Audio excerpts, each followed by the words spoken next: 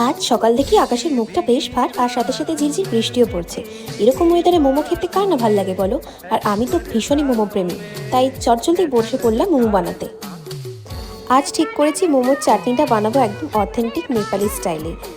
তার আগে চিকেনের পেস্টটা আমি ভালো করে বাটার, পেঁয়াজ কুচি, আদা কুচি, গোলমরিচের গুঁড়ো আর সয়া সস দিয়ে ভালো করে ম্যারিনেট করে রাখলাম। আর হ্যাঁ, নুনটা কিন্তু দিতে ভুলো না, যেহেতু সয়া সস আছে তাই পরিমাণটা স্বাদ মতো বুঝে দিও। তারপর চাটনি বানানোর জন্য আমি কড়াইতে সরষের তেল গরম করে ধনিয়া পাউডার, কাশ্মীরি পেস্ট পাউডার আর ব্ল্যাক পেপার পাউডারও দিয়েছিলাম। আর এছাড়া দিয়েছিলাম স্বাদ মতো নুন আর অল্প একটু চিনি ব্যালেন্সের জন্য। তারপর সব কিছু ভালো করে মিশিয়ে চাটনিটা থেকে তেল ছেড়ে এলে লাস্টে নামাবার আগে আমি দিয়েছি লেবুর রস। এই তো আমাদের চাটনি তৈরি। আমার মোমোগুলোও কিন্তু একদম স্টিম করে রেডি হয়ে গেছে। এবার বলি, খেতে কিন্তু খুব টেস্টি হয়েছিল, আর সাথে চাটনিটা তো ভীষণ ভালো লাগছিল। তোমরা ঝটপট বাড়িতে রেসিপিটা ট্রাই করো আর আমাকে বলো কিন্তু কেমন হয়েছে। আজ তবে আসি, টাটা।